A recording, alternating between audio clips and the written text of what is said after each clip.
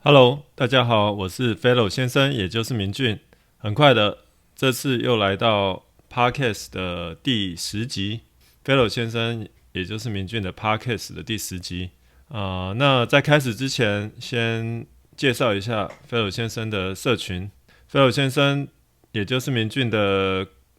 官网是 fellowsglobal.com，fellowsglobal.com。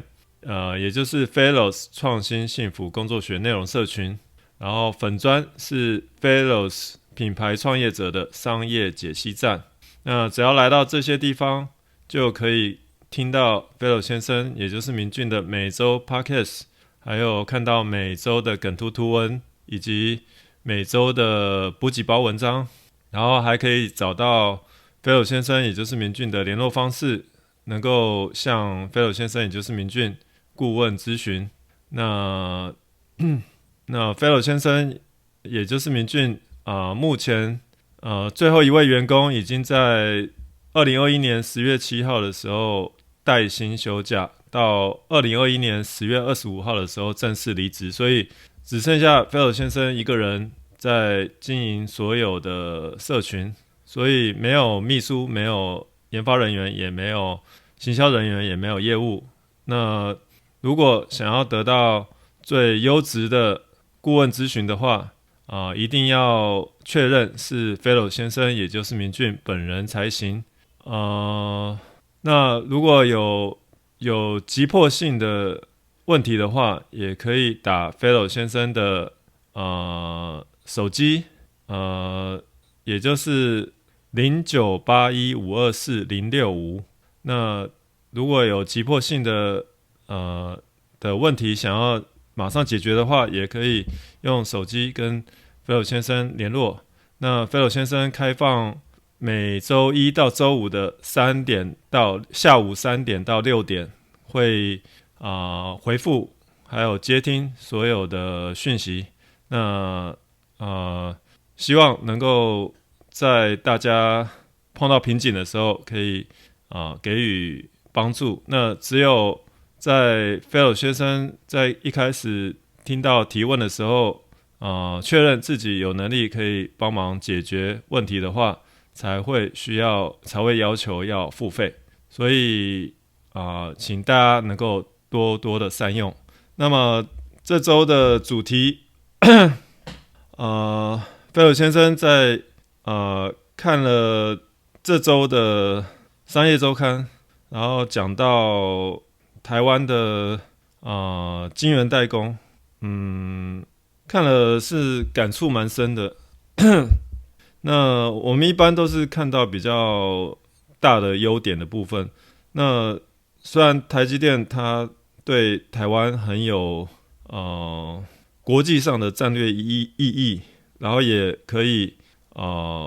带动一个地区的繁荣，所以几乎是全台湾都尽全力的去帮助他们推展。那但是这样子的话，其实也有一些副作用。那譬如说房价会上涨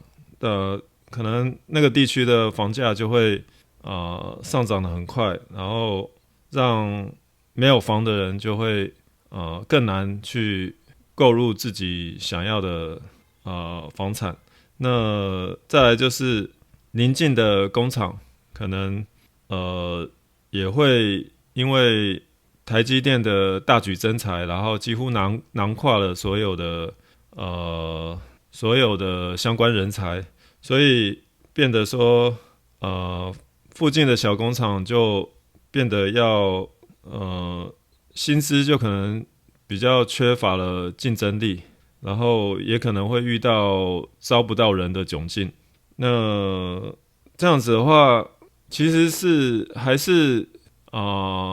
那我们就来想一想，到底应该要怎么样可以缓解这样子的问题。那如果是房价的话，其实这是很多人口密集的大城市已经有的痛苦。这其实是很难改善的，但是之前菲尔先生也就是明俊在文章里面有一些主题的时候有讲过，那可以能够缓解的方式就是让很多公司都可以用远端工作的方式，然后很多公司都可以用远端工作的方式，然后这样子的话就比较可以买在市郊，就可以把房子买在市郊，然后平常的话就可以通勤。那这是缓解的方法之一。那我们今天可能就是要比较 focus 在的是第二个问题，就是邻近的工厂如果缺工或者工资必须要调涨才有竞争力的话，应该要怎么应对呢？菲尔先生的个人的想法是，千万不要跟着大公司的标准去调涨太多的工资，因为不要差太多就行了，只要符合一般的行情。那其实我觉得最主要要看的是，员工有可能的需求。那么，如果就算调整工资到跟台积电并驾齐驱的话，其实还是有更多的外资，他们其实是用国际的标准在征才的，所以怎么比都在薪资上都很难比得上国际级的公司，所以如果想要解决这样子的问题的话，菲尔先生也就是明俊建议可以去了解员工的需求来征才。那我们就以台积电来讲的话，其实他们很多职位都是高工时、高压力，而且有的时候下班的时候还要随时 on call， 所以很多时候台积电员工都是想要在趁年轻的时候可以算是累积一些财富，然后得到一些国际级大公司的经验，然后或许是得到经验，或许是得到光环。那其实如果他们不是真的那么的乐在做晶圆代工的话，其实都会在过几年以后去找一些适合自己的工作来做。那其实我觉得邻近的工厂可以需要找的就是像这样的员工。那其实我觉得可以一开始的话，先问工厂自己的老员工，为什么他们会一直在同样的地方，一直在原本这间工厂一直想要继续的待下去。那如果有问的话，可能就会发现，有的可能是觉得说，这个工厂上下班很规律，然后都可以正常上下班。有的是觉得有弹性，就是他今天如果有事的话，就可以随时请个假，然后不用太担心会工作会接不上。然后有可能是他觉得在这间公司有得到他理想的成长方式，譬如说如果进来的时候有师徒制的话，有人带他，然后让他觉得有学到一技之长，然后觉得生活有保障的话，那其实也有这样子的员工。那也有可能觉得说，那譬如说伙食费在工厂的时候是免费的，譬如说中餐都可以那有的工厂附近没有什么餐厅的话，他如果在工厂吃又是免费的话，其实这个也是等于是变相的加薪，也是有些人喜欢的。那有些人是觉得想要自主性，就是他觉得做这个工作，他他可以很多时候都自己做决策，有点像有点像分公司的老板一样，就是可以得到信任，并且做出一些自己可以决定的决策。所以菲尔先生觉得，如果要一直去涨薪资来加强自己的竞争力的话，倒不如可以把这些薪资多出来想要调涨的薪资拿来充实一些满足员工需求的福利，或者是改变一些制度。那譬如说针对有家庭的员工，也可以在工厂里面开设安亲班，让他们可以不用的频繁的在上下班的时候就去接送孩子。那菲尔先生也是看到，其实有的时候路过一些安亲班，他们好像家长都必须要在4、5点的时候就去接送小孩子。那如果这个时候他们不用在譬如说要提早下班，然后要通勤去接孩子，那他们可以在工厂的时候就已经有安亲班、有托儿所、有幼稚园等等的设施的话，那其实对他们也是一种很有好感的福利，让他们不用去做频繁的通勤接送。那如果是制度的话，像如果是针对自主性的话，那么菲尔先生觉得可以导入稻盛和夫的阿米巴组织。那其实他这样子有点像是把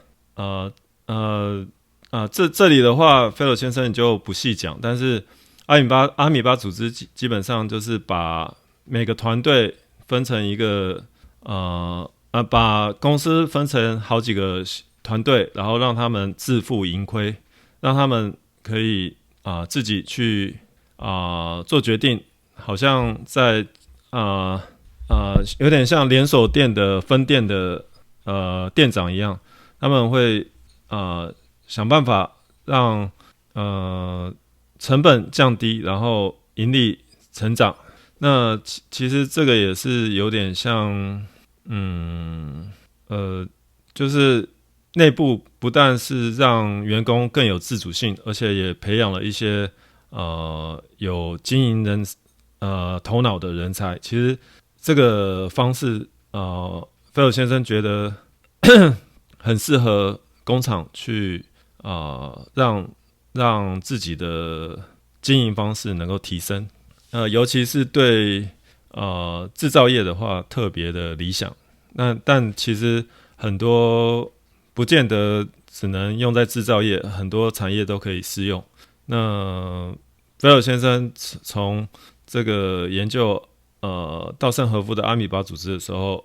真的是收获蛮大的。所以如果想要提升员工的自主性的话，也可以去导入看看。然后那么更高的一个层次就是设定好公司的使命、愿景和文化，让员工觉得在这边工作非常的有意义，然后能够不只是让自己在工作上能够学习，并且能够在工作上对整个大环境都可以有所贡献。那所以菲尔先生觉得如果晶圆代工把所有的人才都囊括了，或者是必须要调涨薪资才有竞争力的话，倒不如去想想看自己能够给的需求，哪类的需求是这些国际级大公司没有的，这样比较重要。那其实如果找到了一个比较适合公司的需求的话，公司比较能够提供给员工的需求的话，那请在征才的时候强调这一点。譬如说，有些人会在104或者是111这些地方征才。那如果要征才的话，请一定要把公司能够给的一些福利或制度，能够让他们得到的价值一定要详细的写下来，然后让那些征才的人觉得，除了台积电以外，还是有一些其他的选择可以满足他个别的比较向往的需求。然后那其实有的时候公司工作可能占一整天的1/3的时间。那其实有的时候工作不是只是让人们能够生存而已，而是能够带给他们在生存以外一些不同的意义。那如果可以满足他们个别的需求，然后又可以让他们在他们工作的时候特别有意义的话，那么其实这样子的话，绝对会比加薪来得更有竞争力。那么北斗先生，也就是明俊，今天的主题讲的 Podcast 今天的主题就到这边。然后那么如果再重提一下，如果有想要顾问咨询的话，可以用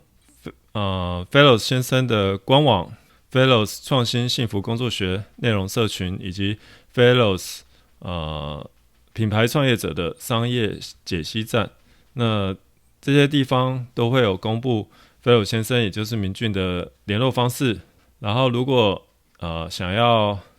更进一步的去譬如说有切身的问题，想要更有急迫性的问题，也可以打 Fellows 先生也就是明俊的手机0981524065，能够向 Fellows 先生顾问咨询。那么开放每天的周一到周五的下午3点到6点可以顾问咨询。那这样子的话Fellows 先生一定会尽最大的力量从旁协助咨询者去找到最适合他们集思广益，然后帮忙的发想，会去找到最适合他们的解决办法。所以那么今天的 Podcast 就到此结束。那谢谢大家的聆听。